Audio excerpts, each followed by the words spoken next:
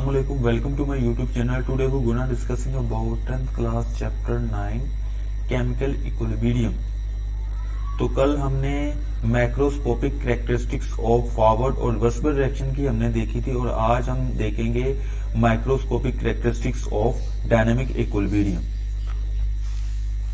सिर्फ और सिर्फ क्लोज सिस्टम में ही अटेन हो सकता है डायनामिक इक्विलिब्रियम। वैसे ओपन सिस्टम में ये डायनामिक इक्विलिब्रियम अटेन नहीं हो सकता, क्योंकि अगर हम ओपन सिस्टम में ये वाला डायनामिक इक्विलिब्रियम का हम रिएक्शन करवाएंगे तो हमारे पास रिएक्शन मिक्सचर में रिएक्टेंट्स या प्रोडक्ट्स जाया हो जाएंगे, जिसकी वजह से हमारे पास रिएक्शन जो है ना वो इक्विलिब्रियम स्टेट जो है ना वो एस्टेब्लिश नहीं रहेगी। जैसे हमने पहले प्रीवियस लेक्चर में एक एग्जांपल की थी, उसको हम यहाँ पे देखते हैं।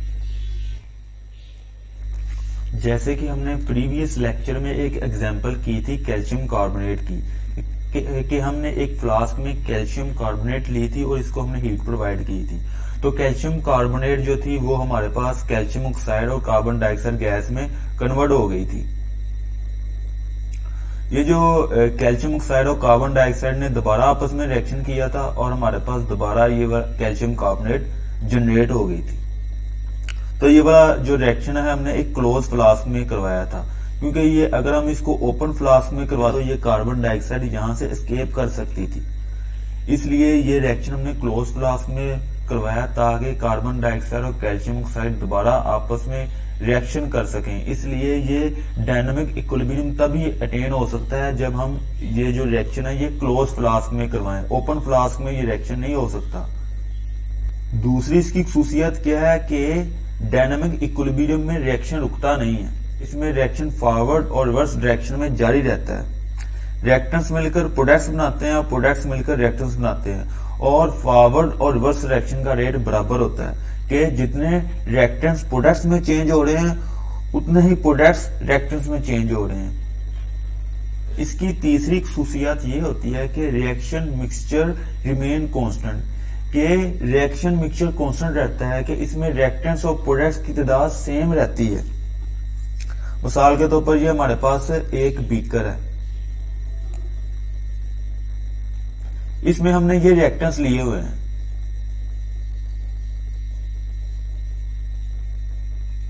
तो ये रिएक्टेंट्स कितने इसको गिन लेते हैं, 1 2 3 4 5 6 7 8 9 10 11 12 हमारे पास रिएक्टेंट्स हैं और ये हमारे पास प्रोडक्ट्स हैं 1 2 3 4 5 6 7 8 9 10 11 और 11 हमारे पास प्रोडक्ट्स हैं। फॉर एग्जाम्पल 12 हमारे पास रिएक्टेंट्स हैं और 11 हमारे पास प्रोडक्ट्स हैं। तो इस बीकर में केमिकल इक्विलिब्रियम स्टेट अटेन हो गई है, मतलब कि रेट ऑफ फॉरवर्ड रिएक्शन और रेट ऑफ रिवर्स रिएक्शन एक ही रेट पे लेकिन मुखालिफ सिमत में जारी हो गए हैं।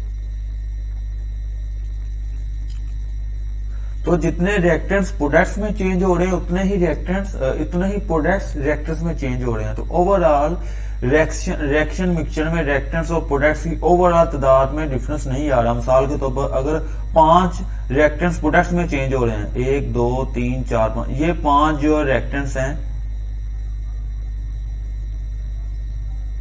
एक मिनट में ये 5 रिएक्टेंट्स प्रोडक्ट्स में चेंज हो रहे हैं, तो उसी एक मिनट में ये 5 प्रोडक्ट्स जो हैं ये रिएक्टेंट्स में चेंज हो रहे हैं। कि 1 मिनट है हमारे पास और 1 मिनट में ये 5 रिएक्टेंट्स प्रोडक्ट्स में चेंज हो रहे हैं, तो 5 ही प्रोडक्ट्स रिएक्टेंट्स में चेंज हो रहे हैं। तो ओवरऑल रिएक्शन मिक्सचर में रिएक्टेंट्स और प्रोडक्ट्स की तादाद सेम है, यानी कि 12 रिएक्टेंट्स हैं और 11 प्रोडक्ट्स हैं, तो ये 11 इतने ही रहेंगे। तो ये जरूरी नहीं होता कि हम ये जो रिएक्शन है इसमें ऐसा ही करते हैं कि रिएक्टेंट्स मिलकर प्रोडक्ट्स बनाएं, प्रोडक्ट्स मिलकर रिएक्टेंट्स बनाएं तो इक्विलिब्रियम स्टेट हमारे पास एस्टेब्लिश हो। ऐसा भी हो सकता है हमारे पास पहले ऑलरेडी प्रोडक्ट्स हों, उनको हम रिएक्टेंट्स में चेंज करवाएं तो फिर हमारे पास इक्विलिब्रियम स्टेट एस्टेब्लिश हो सकती है। तो इक्विलिब्रियम स्टेट हमारे पास रिएक्टेंट साइड से भी या प्रोडक्ट साइड से भी, दोनों साइड से जारी हो सकती है।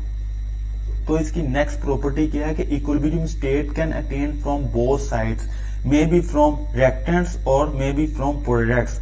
तो जरूरी नहीं है कि हमारे पास रिएक्शन में पहले हमारे पास रिएक्टेंट्स ही हों, ऐसा भी हो सकता है कि हमारे पास पहले प्रोडक्ट्स हों और उन प्रोडक्ट्स को हम रिएक्टेंट्स में चेंज करवाना चाहें, तब भी हमारे पास इक्विलिब्रियम स्टेट हमारे पास एस्टेब्लिश होगी।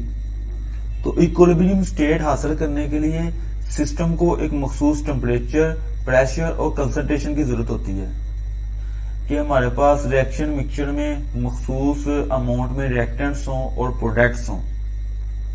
उसके बाद ही हमारे पास जो केमिकल इक्विलिब्रियम स्टेट हमारे पास हासिल हो सकती है। अगर इसमें चेंजिंग आ जाए या हम प्रेशर ज्यादा रख लें या टेम्परेचर कम रख लें या टेम्परेचर ज्यादा रख लें, रिएक्टेंट्स की कंसंट्रेशन में जो जितनी होनी चाहिए उतनी हम ना रखें, तब हमारे पास इक्विलिब्रियम स्टेट हासिल नहीं हो सकती। तो इक्विलिब्रियम स्टेट हमें हासिल करने के लिए मखसूस टेम्परेचर, प्रेशर और कंसंट्रेशन रखनी जरूरी होती है।